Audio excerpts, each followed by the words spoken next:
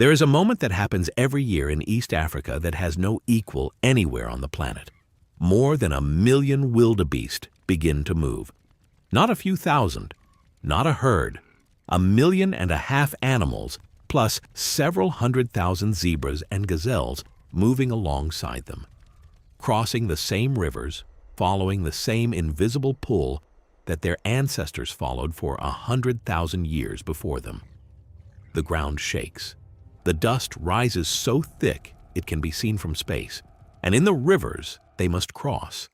The crocodiles wait.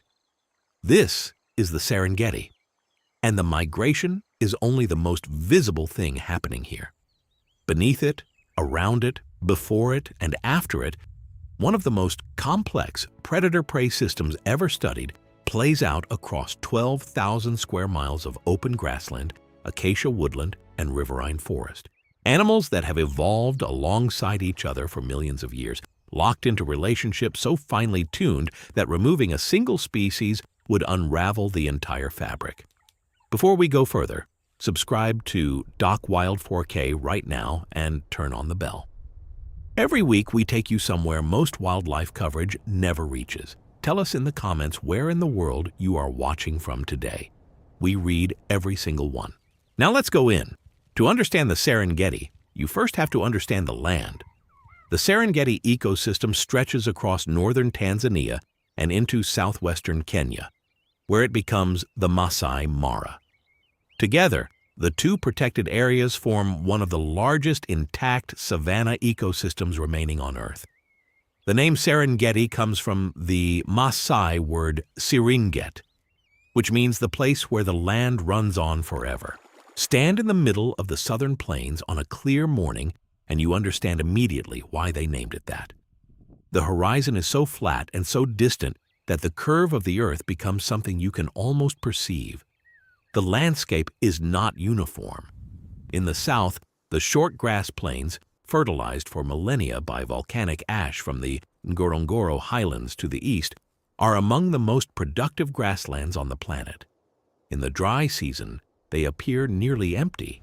In the wet season, after the rains, they explode into a carpet of green so vivid and so sudden that it seems almost artificial. This is where the wildebeest calf, more than 500,000 calves born within a few weeks of each other in February and March, a strategy called predator saturation.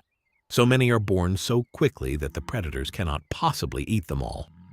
The western corridor is wetter, threaded by the Grumeti River, thick with fever trees and daum palms. The northern Serengeti, where it meets Kenya, is higher and more broken, with rocky outcroppings called kopjes, islands of granite pushed up through the ancient plains that serve as fortresses for leopards and lookout posts for cheetahs and lions. The climate runs on 2 rainfall cycles.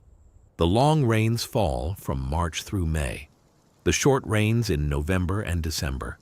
Between them, the dry season strips the southern plains of grass and water, and the great herds move. This movement, north in the dry season chasing the rains, south when the grass returns, is the engine of the entire ecosystem. Everything that lives here is organized around it. The wildebeest are the center of everything, and they are worth understanding before we reach the predators that depend on them. A blue wildebeest, Conocades taurinus, looks at first glance like something assembled from spare parts. The front end is heavy, almost bovine, with a broad, flat face and a shaggy beard. The hindquarters are comparatively slight. The legs are thin and the gait, at a walk, is ungainly. But watch one run. The wildebeest at full speed is a different animal, low and fast, and extraordinarily efficient, capable of maintaining a pace that would exhaust most predators within a mile. They are also, as individuals, spectacularly alert. Their eyes are positioned on the sides of their head, giving them nearly 360-degree vision. Their hearing is acute. Their sense of smell is exceptional. A wildebeest that detects the scent of a lion upwind can disappear into the herd before the lion has moved a step. What makes the migration possible is a collective intelligence that operates at the level of the herd rather than the individual. No single wildebeest knows where the rains have fallen 200 miles to the north, but the herd, moving as a unit, responding to cues of grass quality and rainfall and the behavior of other animals, finds them reliably, year after year, following routes that have been worn into the landscape over thousands of generations. The river crossings are where the migration becomes something almost impossible to watch. The Mara River, which cuts across the northern Serengeti and the Masai Mara, is not particularly wide. In places, it is barely 30 meters across, but its banks are steep and crumbling. Its current is fast, and in its dark water, barely visible beneath the surface, the Nile crocodiles wait. The crocodiles of the Mara are among the largest in Africa. Some individuals exceed 5 meters in length and weigh more than 750 kilograms. They have been waiting here in these same pools for months. Their metabolism so slow in the dry season that a single large meal can sustain them for weeks. When the wildebeest arrive at the bank, the crocodiles do not rush. They sink lower. They wait. What happens next at a crossing is one of the most studied and most dramatic events in wildlife biology. The wildebeest gather at the bank in their thousands, pressing forward and then retreating, moving in waves of collective indecision that can last for hours. The lead animals approach the water's edge, look down at the steep bank and the fast current and the barely visible shapes beneath the surface, and turn back. The pressure from behind builds. The crowd surges. And then, for reasons that no researcher has fully explained, a single animal commits. It goes in. And then everything goes in at once. The noise is extraordinary. Tens of thousands of animals hitting the water simultaneously. The crocodiles exploding from stillness into violent motion. The churning and the bellowing and the chaos of animals swimming for the opposite bank. Some making it, some not. The crocodiles rolling and thrashing with animals in their jaws. The far bank carpeted with wildebeest climbing out and running and not stopping. In a few minutes, it is over. The survivors are already moving north. The crocodiles settle back into the water, sated, some of them with kills they will not finish for days. Ravens and vultures descend on the bank. And somewhere upriver, the next group of wildebeest is gathering, and the whole sequence is beginning again. The zebra deserve more attention than they typically receive. About 300,000 plains zebra migrate alongside the wildebeest, and their relationship with them is one of the more elegant examples of niche partitioning in African ecology.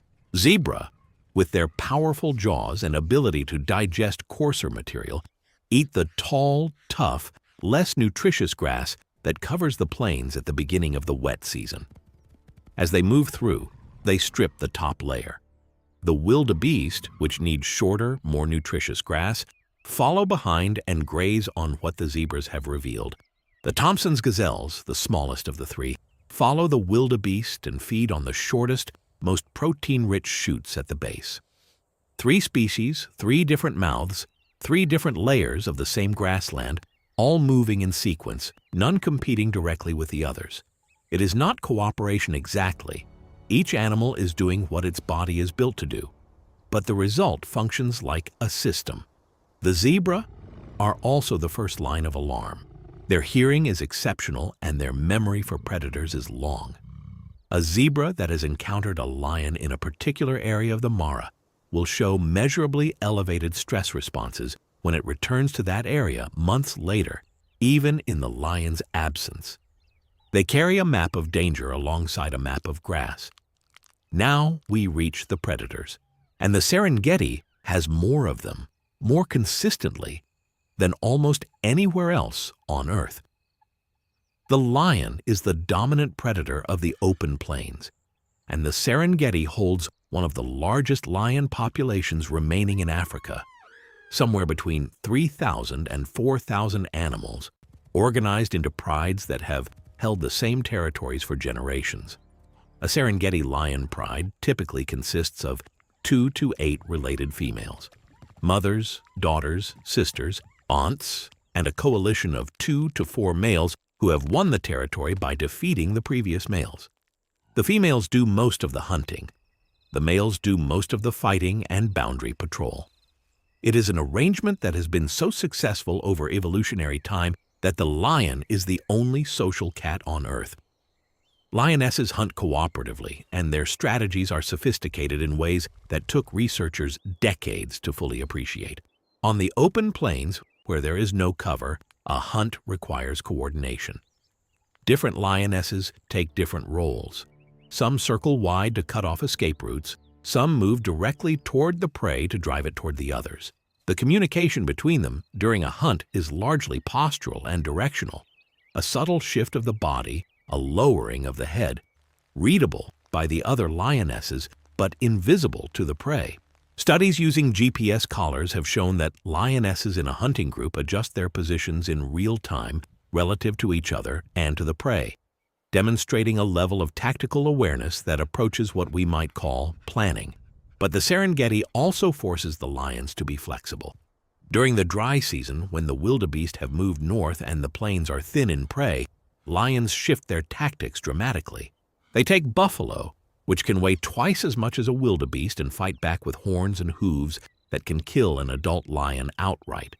They take young giraffes, risky prey that can deliver a single kick with enough force to break bones. They scavenge from hyenas, and hyenas scavenge from them in a dynamic of confrontation and theft that plays out across the Serengeti every night. The hyena is the lion's most consistent competitor and one of the most misunderstood animals in Africa.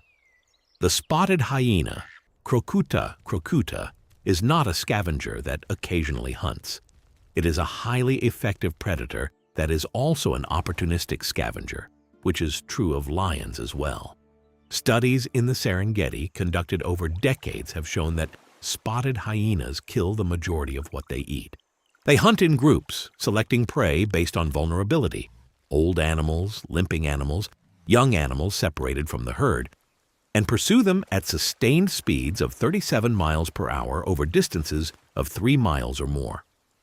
Their jaws are the most powerful of any land predator relative to body size. A spotted hyena can consume bone that would be indigestible for any other carnivore. The calcium in the bone passes through their digestive system and is excreted as white calcium-rich feces, a distinctive signature of hyena use that researchers use to track feeding behavior across the ecosystem. Hyena societies are matriarchal. Females are larger than males and dominant over them. The social structure of a hyena clan, which can number more than 80 individuals in the Serengeti, is one of the most complex in the mammalian world outside of primates. Hyenas recognize individual clan members, track social relationships across years, and display behaviors that suggest something close to strategic thinking in their social interactions. The relationship between lions and hyenas in the Serengeti is not simply competitive. It is a continuous arms race of intelligence and opportunism. Where hyenas are numerous, lions kill more because there is more competition for carcasses and less tolerance for selective feeding. Where lions are numerous, hyenas must be more nimble, more willing to steal and be stolen from. Each species has shaped the behavior of the other over millions of years. Moving away from the plains and into the woodland edges, the leopard inhabits a world that most visitors to the Serengeti never fully penetrate.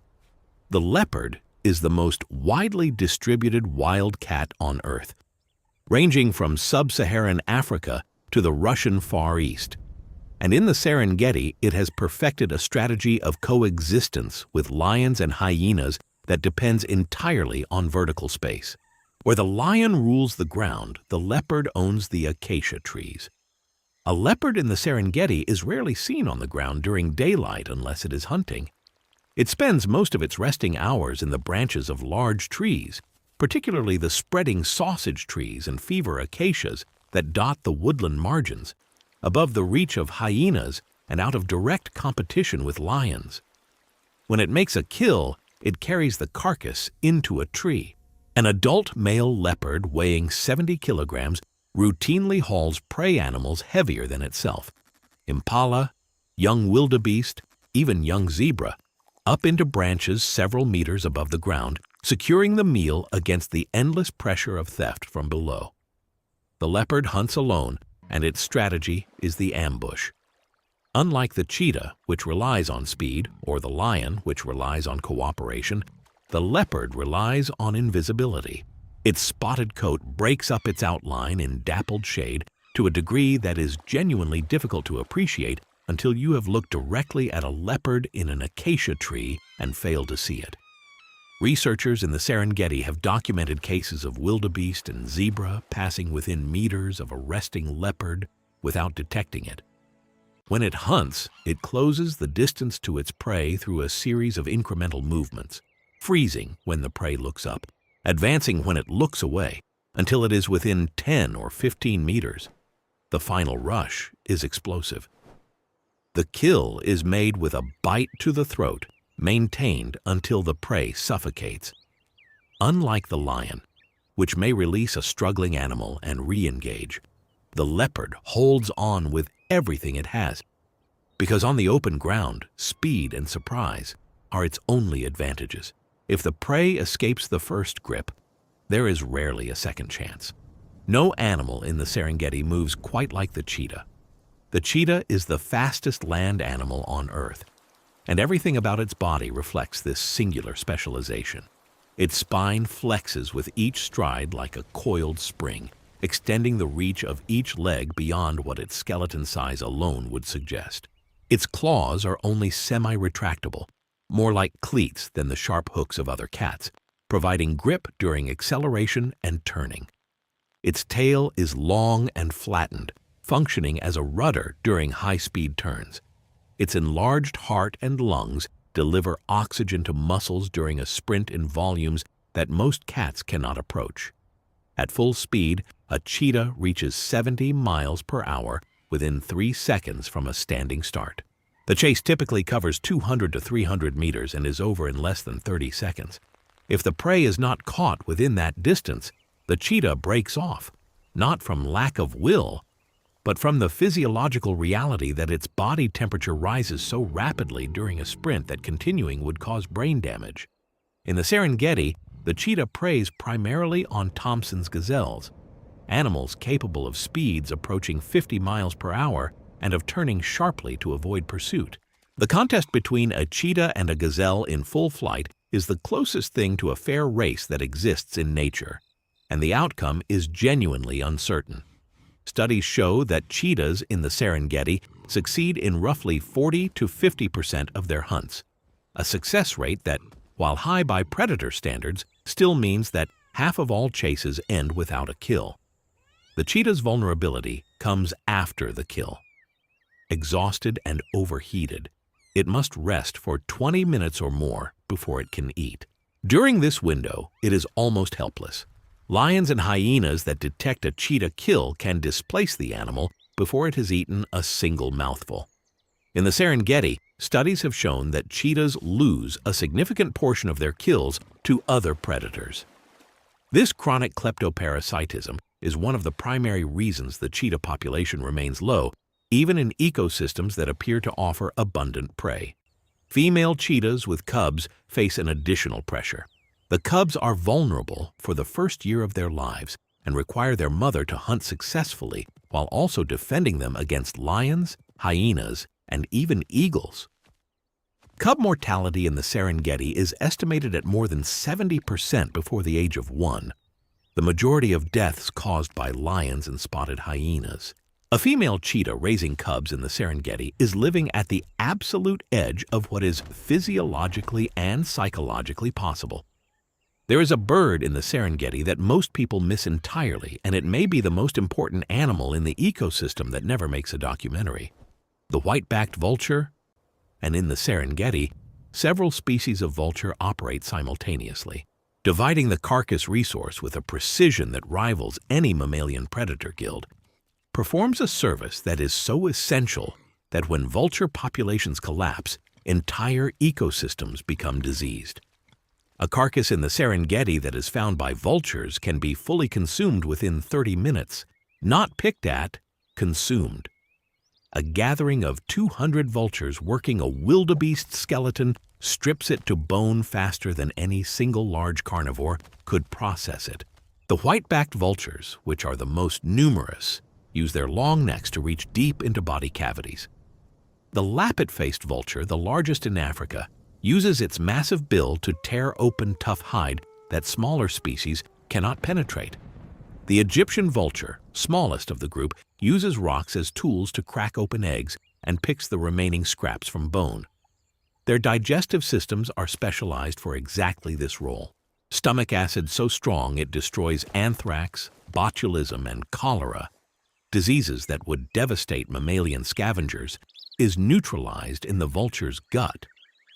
The bacteria in a vulture's intestinal tract are adapted to survive exposure to pathogens that are lethal to other animals.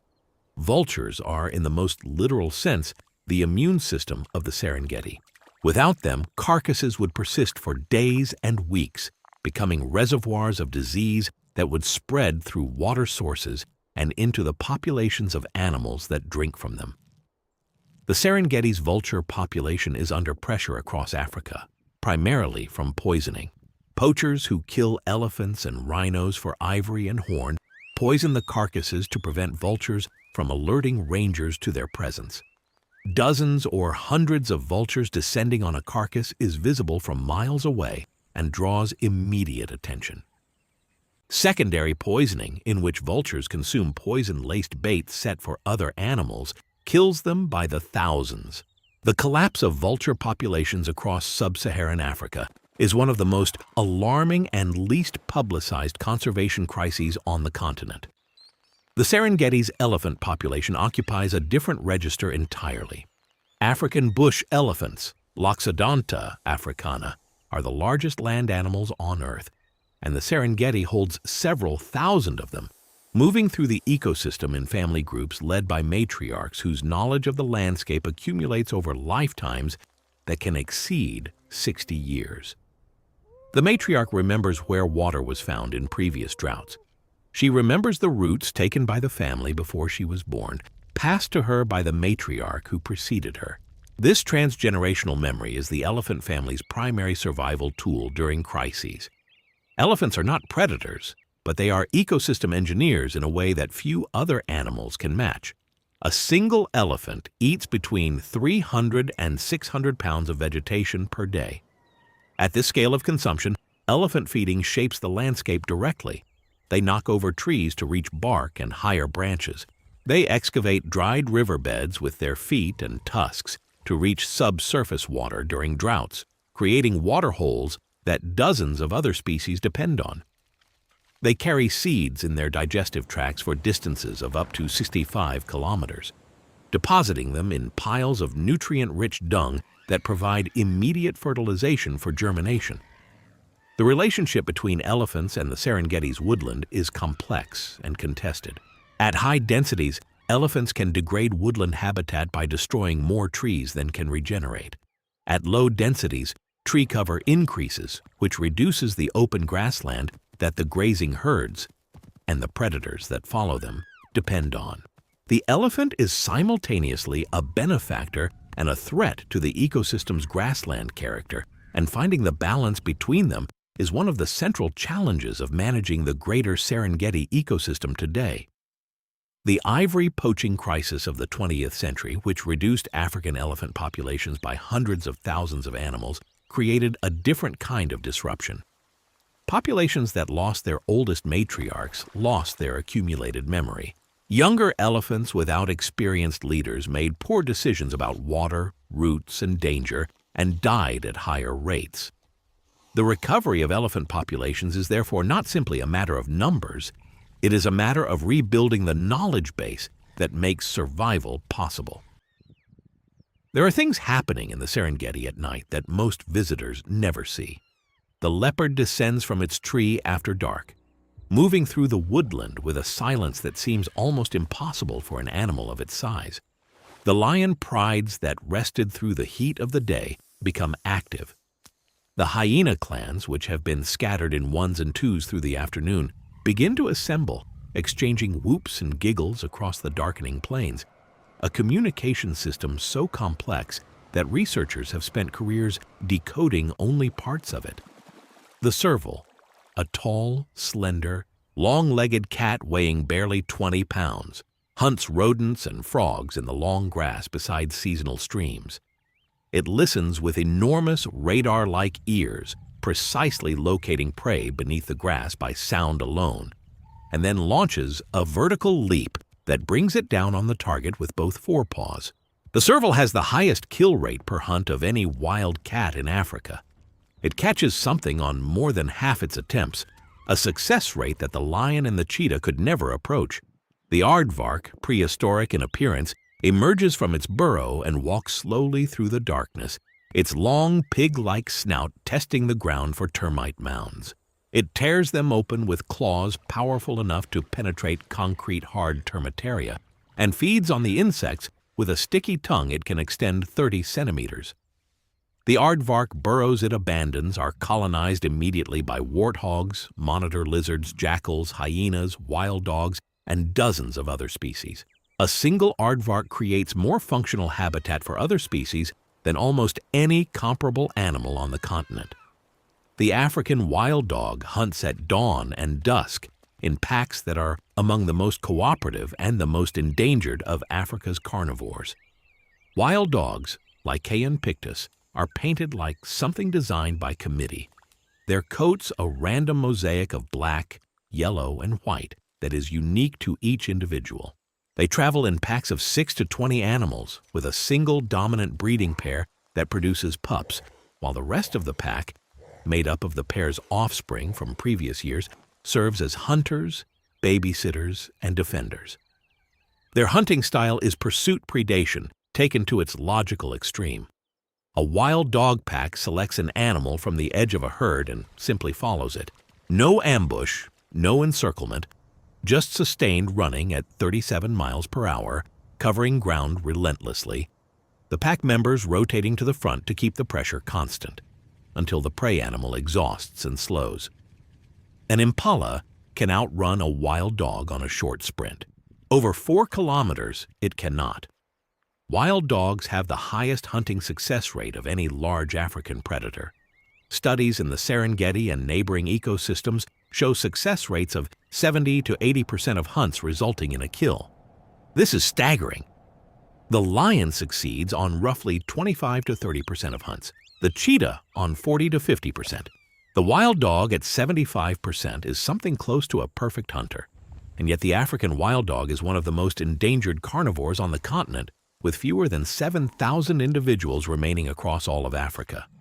They require enormous home ranges. A single pack may cover more than 1,000 square kilometers, and they cannot survive in fragmented landscapes.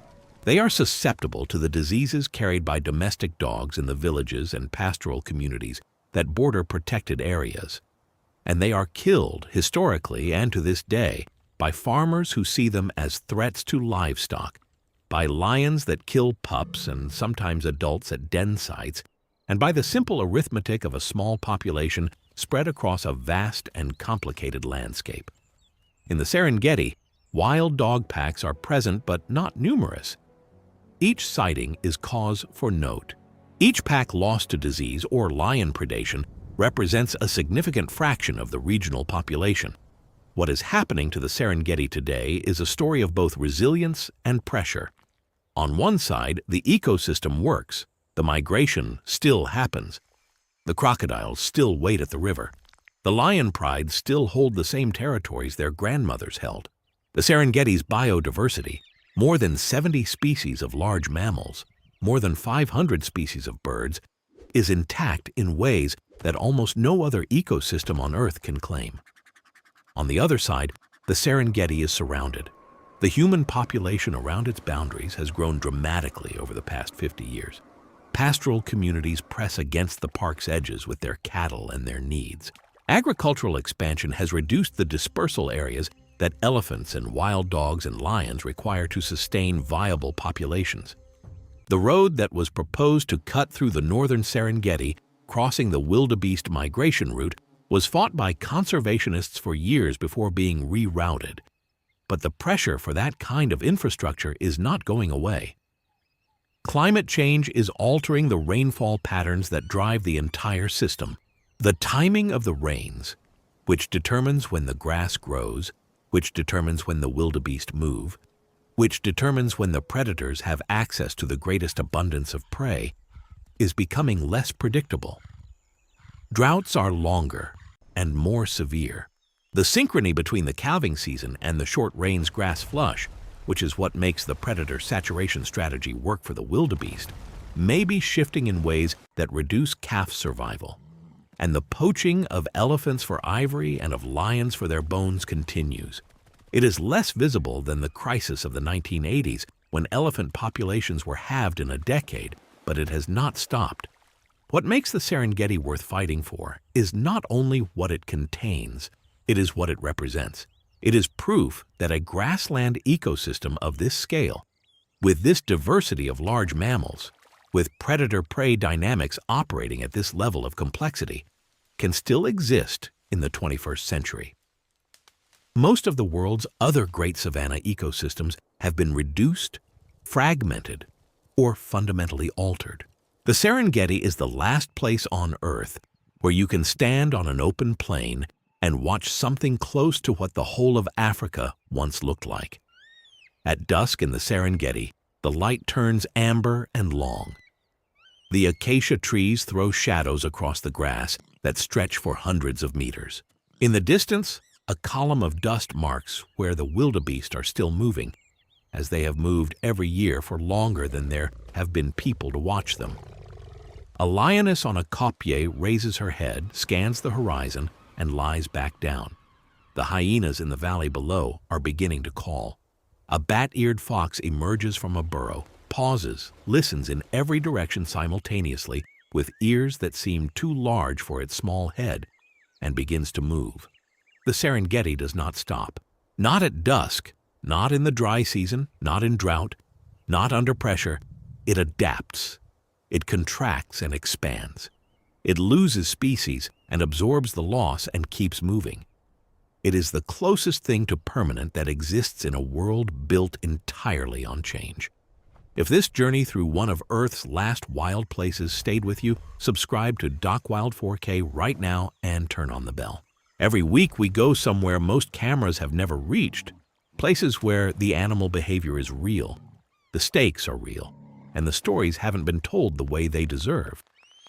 Every subscriber is a vote for more of this. Leave us a comment below telling us which animal from today surprised you most. The wild dog with the impossible success rate, the vulture, that is the Serengeti's immune system, or something else entirely. We read everything. Until the next one, go somewhere wild. Doc Wild 4K. There is a layer of the Serengeti that most people walk past without seeing, because it does not move the way a lion moves or announce itself the way a hyena does. It is cold and slow and patient in a way that warm-blooded predators cannot afford to be. But it is there, in the rock crevices in the riverbanks and the canopy of trees that line the seasonal streams, and it has been there far longer than any mammal in this ecosystem. The Nile monitor lizard is the largest lizard in Africa, reaching lengths of more than 2 meters and weights above 20 kilograms. It is built like a scaled-down version of the great reptiles that preceded it by 200 million years.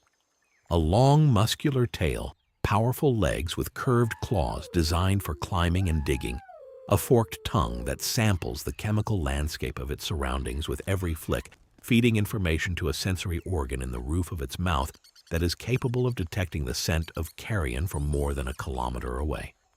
The monitor is an opportunist of the highest order. It eats eggs, the eggs of crocodiles, of ground-nesting birds, of tortoises, excavating nests with the single-minded efficiency of an animal that has been doing exactly this for tens of millions of years. It eats fish from the rivers, ambushing them from the bank with a speed that seems inconsistent with its usual deliberate pace. It eats the chicks of ground-nesting birds, the young of hares and mongooses, frogs, crabs, carrion at every stage of decomposition. At a carcass, monitors and vultures work in uneasy proximity. the lizards tearing at meat that the birds' beaks cannot reach, the birds ascending to branches with pieces too large to swallow whole. What makes the monitor ecologically important is its relationship with the Nile crocodile. Monitors raid crocodile nests so reliably that female crocodiles guard their nests continuously during the incubation period, a behavioral investment of months that is directly driven by monitor predation pressure. Where monitors are removed from an ecosystem, crocodile nest survival rates change measurably. The two reptiles, apex and subordinate predator, have been locked in this arms race for so long that each has shaped the behavior of the other. On the kopjes, those ancient granite outcroppings that rise from the Serengeti plains like the ruins of something much older than the surrounding land, live the rock agama lizards, the hyraxes, and the leopards that hunt them. But on some of the larger kopjes, in the spaces between boulders where the shade is deep and the temperature stable, lies the African rock python. The African rock python is one of the 5 largest snakes in the world. Adults regularly exceed 4 meters. Exceptional individuals approaching 6 meters have been documented in the Serengeti region, animals so heavy that moving across open ground is a serious metabolic commitment. The python hunts by ambush, coiling itself in a striking position near a game trail or a water source, and waiting, sometimes for days, for an animal to pass within reach. The strike is driven not by speed alone, but by the geometry of the coil, which loads potential energy that can be released in a fraction of a second. The constriction that follows is not, as it is sometimes described, about crushing bones. It is about preventing breathing. Every time the prey exhales, the python tightens its coils fractionally. The animal cannot draw the next breath. Death comes from suffocation, and it is quiet.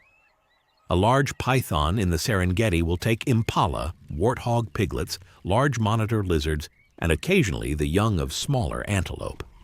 After a substantial meal, the snake does not need to eat again for weeks or months. Its metabolism, already slow, drops further during digestion. The python becomes temporarily almost a geological feature of the kopje, immobile and cold and patient in a way no mammal can match. The chameleons of the Serengeti occupy the acacia branches and the grass stems in numbers that go almost entirely uncounted because they are so perfectly invisible. The flap-necked chameleon changes color not primarily for camouflage, though that is an effect, but for communication.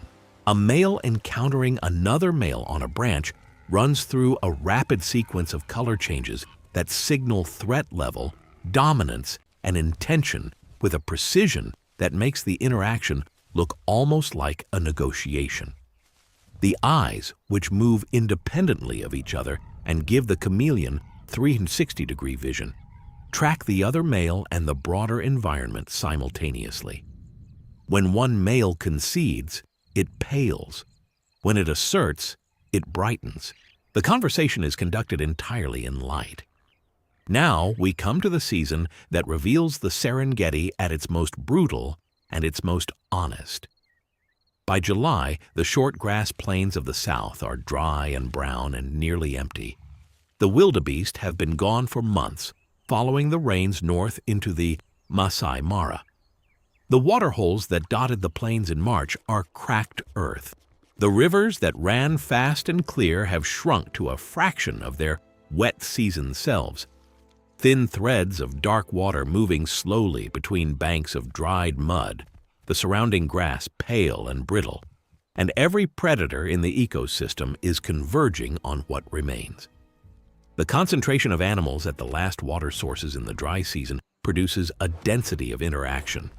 Predator and prey, predator and predator, that does not occur at any other time of year. Elephant families that have ranged across hundreds of kilometers during the rains now move in tight columns toward the permanent rivers.